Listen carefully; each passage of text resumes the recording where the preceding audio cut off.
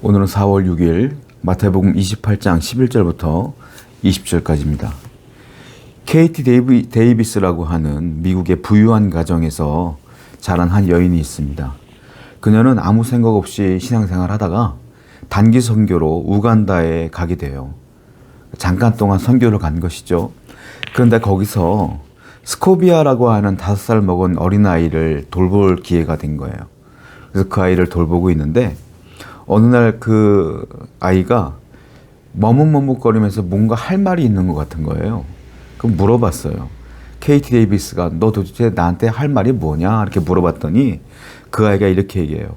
혹시 제가 엄마라고 불러도 돼요? 라고 물어본 거예요. 그 아이는 엄마가 없었거든요. 이 말을 듣고 케이티 데이비스는 큰 충격을 받습니다. 그리고 어떤 놀라운 하나님의 따뜻한 마음을 느끼게 돼요. 그리고 그녀는 어떻게 하냐면은 그녀의 삶의 방향이 완전히 바뀌어요.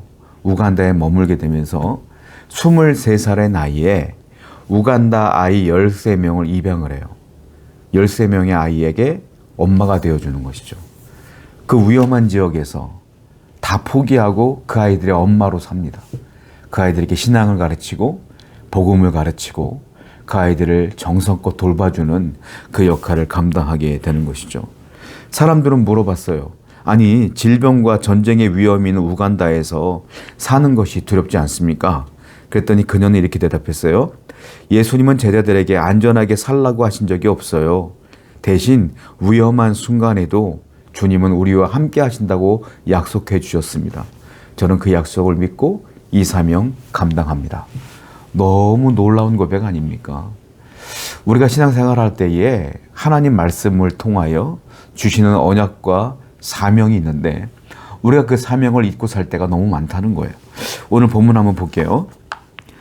여자들이 갈 때 경비병중 몇이 성에 들어가 모든 된 일을 대제사장들에게 알리니 그들이 장로들과 함께 모여 의논하고 군인들에게 돈을 많이 주며 이르되 너희는 말하기를 그의 제자들이 밤에 와서 우리가 잘 때에 그를 도둑질하여 갔다 하라. 만일 이 말이 총독에게 들리면 우리가 권하여 너희로 근심하지 않게 하리라. 군인들이 돈을 받고 가르친 대로 하였으니 이 말이 오늘까지 유대인 가운데 두루 퍼지니라. 예수님께서 부활했습니다. 돌문, 무덤을 막아놓던 돌문이 옮겨졌고요. 그리고 그 안에는 천사가 있었고요. 빈 무덤이 되었어요. 그 이야기를 그대로 경비병들이 그 앞에 지키고 있던 경비병들이 대제사장들에게 얘기한 거예요. 그랬더니 대제사장들은 깜짝 놀랍니다. 이 사실이 예수님이 부활했다는 사실이 유대인들에게 알려지면 정말로 하나님의 아들이었던 거잖아요. 그럼 그들이 하나님의 아들을 죽인 꼴이 된단 말이에요. 자기 자리가 보존되지가 않아요. 자기의 권력과 힘이 보존되지가 않는 거예요. 그러니까 어떻게 합니까? 경비병들을 불러다가 돈을 굉장히 많이 줍니다. 정말로 돈을 많이 주는 거예요. 그러면서 이렇게 얘기해요. 너희가 잠깐 졸았을 때에, 잠들었을 때에 제자들이 와서 돌문을 옮기고 예수님의 시체를 도둑질했다고 하라. 그렇게 소문을 내라. 이렇게 얘기했더니 그 경비병들은 그 돈을 받고 그대로 소문을 낸 거예요. 그랬더니 성경이 뭐라고 했습니까? 오늘날까지 유대인들 가운데 그 소문이 두루 퍼진다. 이렇게 얘기하고 있어요. 여러분, 하나님의 부활은, 예수님의 부활은 초자연적인 일입니다. 초이성적인 일이에요. 죽었던 사람이 어떻게 살아날 수 있겠어요? 그런데 피조물인 우리는 초자연적인 상황을 이해할 수가 없어요. 그거는 인간의 영역이 아니라 신의 영역이거든요. 하나님의 영역이기 때문에 인간은 도저히 이해할 수가 없어요. 근데 인간의 문제가 뭔지 아십니까?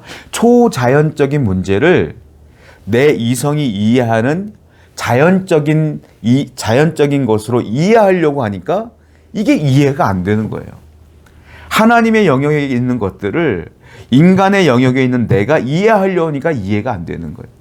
하나님의 영역에 있는 건 이해하는 게 아니에요. 뭡니까? 믿는 겁니다. 그래서 믿음이 중요한 거예요. 그런데 이 경비병들은 엄청난 돈을 보자마자 자신들이 본 것을 잊어버리고 그 돈 받은 그대로 소문을 낸다. 한마디로 예수님의 부활보다 하나님의 은혜보다 돈이 더 우선했다라는 거예요. 성도는 가장 조심해야 될 게 뭐냐면 우선순위의 문제예요. 하나님의 것을 우선할 것이냐, 세상의 것을 우선할 것이냐. 세상의 것을 우선하는 순간 하나님의 것은 싹 사라지는 거예요. 잊혀지는 거예요. 신앙생활이 뭡니까? 하나님의 것을 우선시하는 겁니다. 오늘도 세상을 사랑하는 여러분, 자연적인 내 생각으로 하나님의 영역에 있는 것들을 이해하려고 하지 말고 믿으십시오. 그리고 하나님의 것을 세상의 것보다 항상 우선시하는 여러분 되기를 축원드립니다. 16절입니다. 11제자가 갈릴리에 가서 예수께서 지시하신 산에 이르러 예수를 배웠고 경배하니 아직도 의심하는 사람들이 있더라. 예수님이 갈릴리로 오라고 했어요, 제자들을. 그 갈릴리에 가서 예수께서 지시하신 산에 이르게 됩니다. 그 산은 우리가 잘 알고 있는 것처럼 예수님의 제자들이 실패했던 곳이에요. 주님이 기도하라고 했을 때 기도하지 못했던 산이에요. 실패의 자리에 주님이 그들을 또 부르신 거예요. 부활하신 주님께서. 그리고 예수님이 거기 계셨어요. 제자들은 그 예수님 앞에 나아갑니다. 그런데 17절에 좀 충격적인 일이 있어요. 예수를 배웠고 경배하나 아직도 의심하는 사람들이 있더라. 제자들 가운데 예수님을 보았어요. 부활하신 주님을 본 거예요. 경배까지 해요. 그런데 그 마음에 아직도 의심의 마음이 있어요. 저분이 예수님 맞아? 진짜 부활한 게 맞아? 라고 하는 의심이 있어요. 근데 또 중요한 게 있어요. 뭡니까? 의심은 되는데 주님을 경배하는 자리에 있는 게 중요해요. 무슨 말일까요? 성도가 신앙생활을 하는데 어떻게 완벽하게 믿음 생활을 할 수 있겠습니까? 우리가 믿음 생활하다 보면 흔들릴 때도 태반이에요. 많이 흔들려요. 그런데 중요한 게 뭔지 아세요? 흔들리는 게 중요한 게 아니라 흔들려도 예배의 자리에 있느냐가 중요해요. 항상 주님을 만나는 자리에 있느냐. 성도 여러분, 우리는 흔들릴지언정 주님 곁에 나아갈 수 있는 성도가 되어야 됩니다. 예수님의 제자들처럼 내 마음 가운데 흔들림이 있어도 끝까지 주님을 붙들고 살아가는 여러분 되기를 축원드립니다.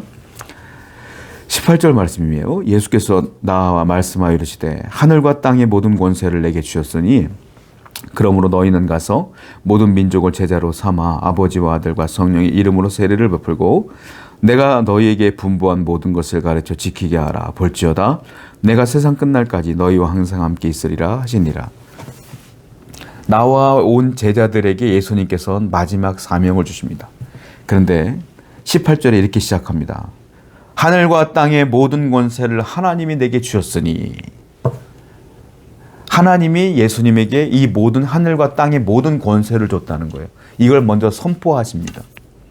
여러분, 우리가 누군가에게 일을 부탁하거나 누군가에게 어떤 책임을 주려고 하면 어떻게 하죠?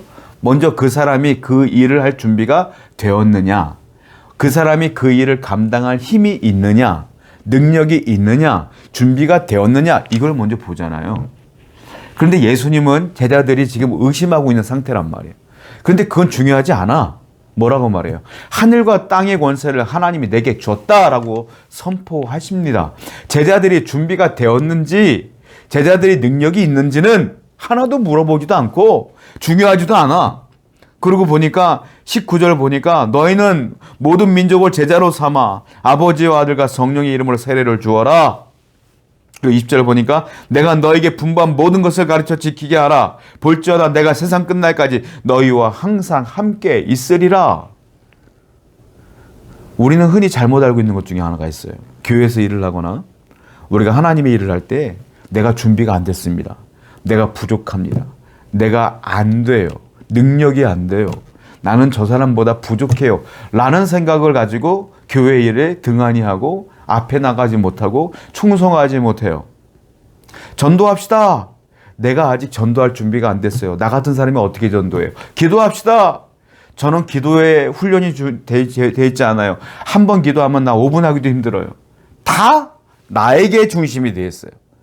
그런데 하나님의 일은 내가 준비가 되었냐가 중요한 게 아니에요. 뭡니까? 주님이, 하늘과 권세를 가진 주님이 나와 함께 하는 걸 믿는 게 중요한 거예요. 주님도 마찬가지예요. 너 준비됐으니까 복음 전해가 아니에요. 권세가 내게 있으니 내가 너와 함께 할 거니까 그냥 가. 이게 주님의 명령이에요. 기억하세요. 우리는 내 능력으로 일하는 존재가 아니라 하나님이 주시는 능력으로 일하는 존재예요.